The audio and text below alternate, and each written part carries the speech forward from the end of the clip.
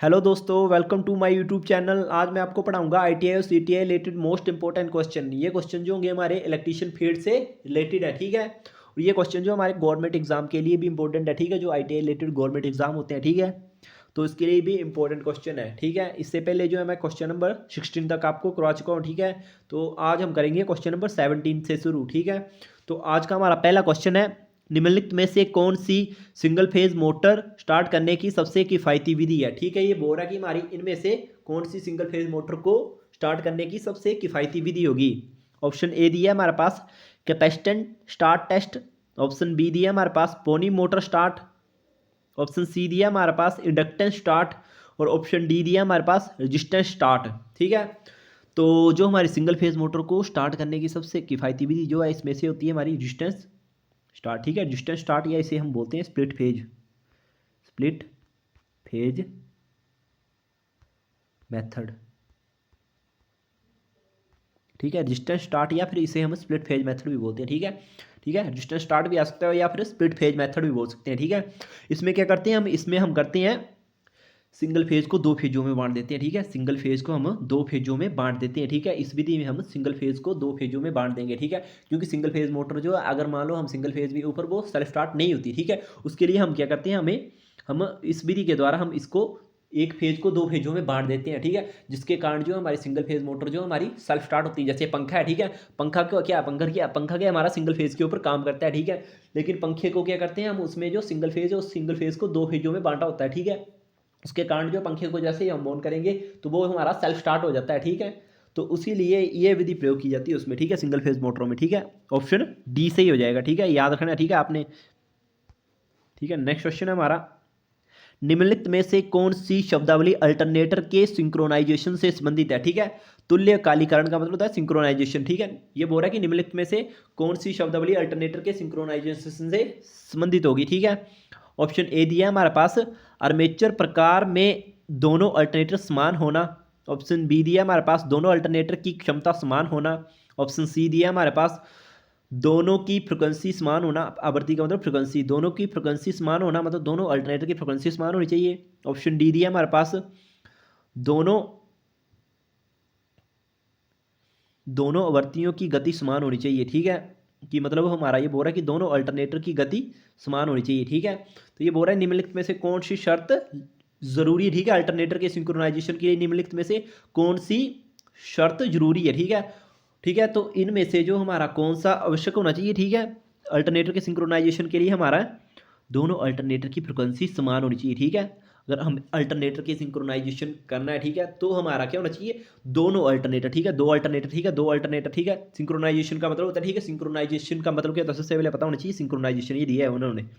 तुल्य कालीकरण, तुल्य कालीकरण का मतलब होता है जब दो या दो से अधिक अल्टरनेटर को पैरेलल में जोड़कर चलाया जाता है, ठीक है। सिंक्रोनाइजेशन का मतलब होता है कि जब दो या दो से अधिक अल्टरनेटर को आपस में पैरेलल में जोड़कर चलाया जाता है तो उसे हम सिंक्रोनाइजेशन कहते हैं, ठीक है।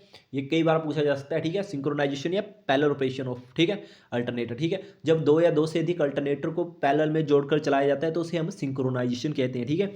तो सिंक्रोनाइजेशन के लिए हमारे दोनों अल्टरनेटर की फ्रिक्वेंसी समान होनी चाहिए, ठीक है। ऑप्शन बी सही हो जाएगा इसका, ठीक है। और अल्टरनेटर होता क्या है, ठीक है, ये भी पता होना चाहिए। अल्टरनेटर की डेफिनेशन पूछ लेते हैं कई बार, ठीक है। ये तो मतलब पता होना चाहिए आपको, बेसिक क्वेश्चन है, ठीक है। अल्टरनेटर जो होता है हमारा, ये होता है जो मैकेनिकल एनर्जी को इलेक्ट्रिकल एनर्जी में कन्वर्ट करता है, ठीक है।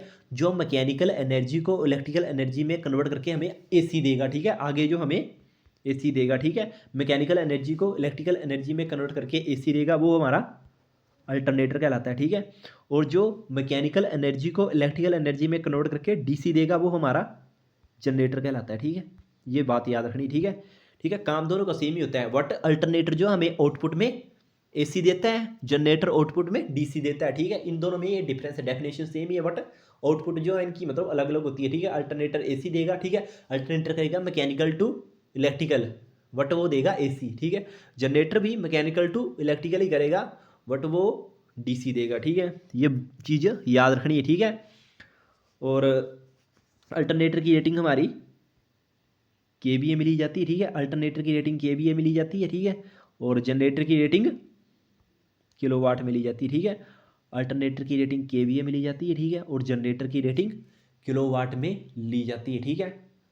ये चीज़ें याद रखनी, ठीक है। ये कुछ बेसिक चीज़ें हैं, ठीक है। और बाकी जो है अल्टरनेटर है काफ़ी कुछ, लेकिन फिलहाल इस क्वेश्चन के हिसाब से ये काफ़ी, ठीक है। ये 4-5 पॉइंट आपने याद रखने, ठीक है। नेक्स्ट क्वेश्चन है हमारा, इसका ऑप्शन सी से ही हो जाएगा, ठीक है। नेक्स्ट क्वेश्चन है हमारा क्वेश्चन नंबर 19। कम दक्षता के साथ पावर डैश एम्पलीफायर है, ठीक है।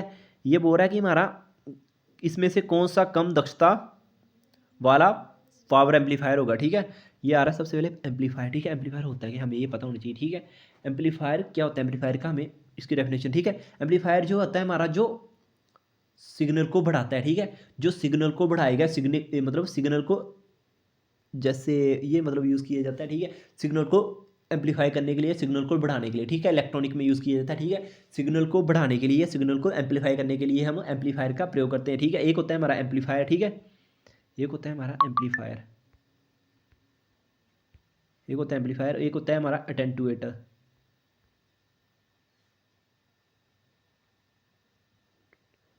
अटेनुएटर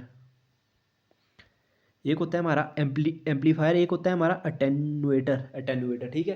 एम्पलीफायर जो हमारा सिग्नल को बढ़ाएगा, ठीक है। एम्पलीफायर जो हमारा सिग्नल को बढ़ाएगा, ठीक है। एम्पलीफायर हमारा सिग्नल को बढ़ाएगा, ठीक है। एम्पलीफायर क्या करेगा, हमारा सिग्नल को बढ़ाएगा, ठीक है।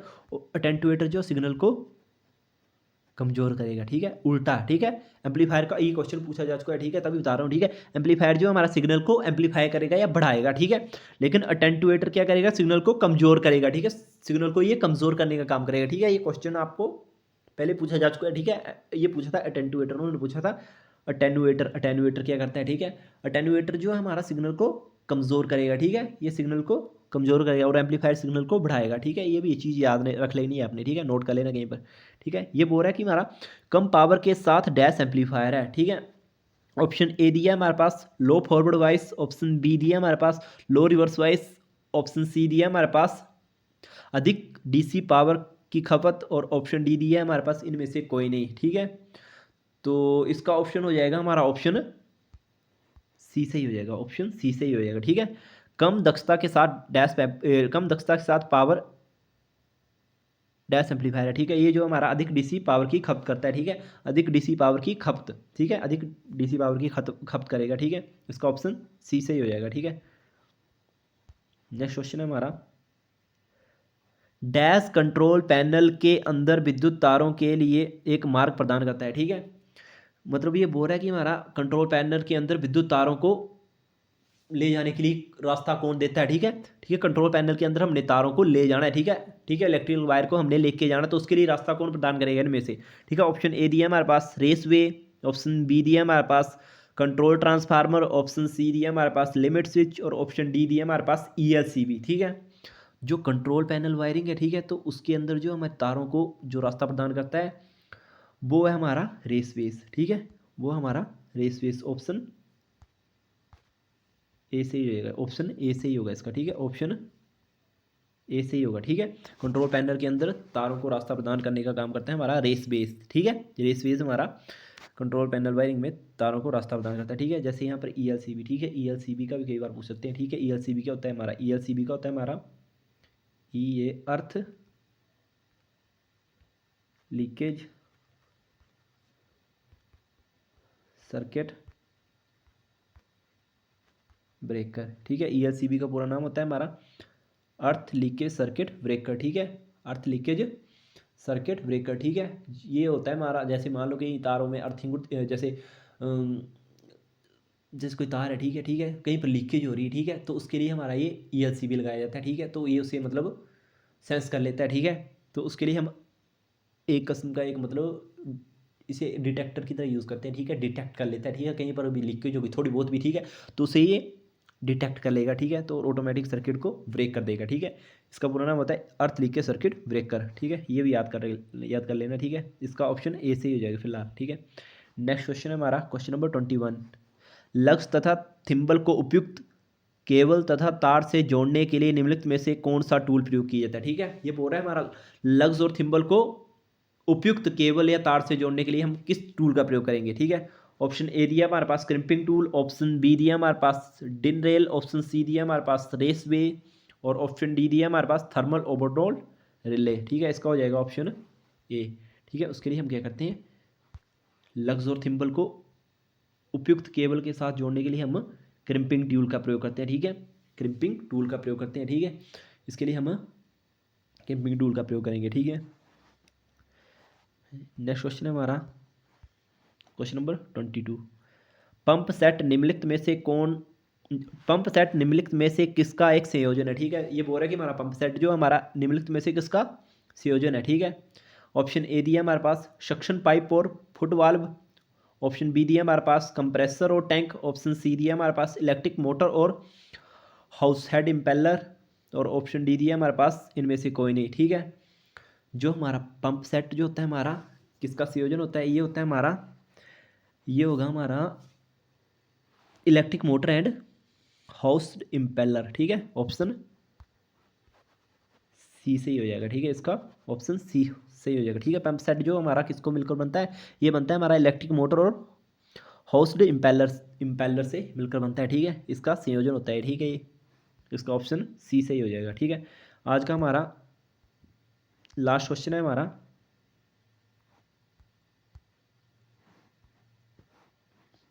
निम्नलिखित में से कौन सा ऊर्जा का एक गैर पारंपरिक सोर्स है। ठीक है, ये बोल रहा है कि हमारा निम्नलिखित में से कौन सा एक ऊर्जा का गैर पारंपरिक मतलब नॉन कन्वेंशनल, ठीक है, नॉन कन्वेंशनल सोर्स है। ठीक है, नॉन कन्वेंशनल बोलते हैं या फिर इसे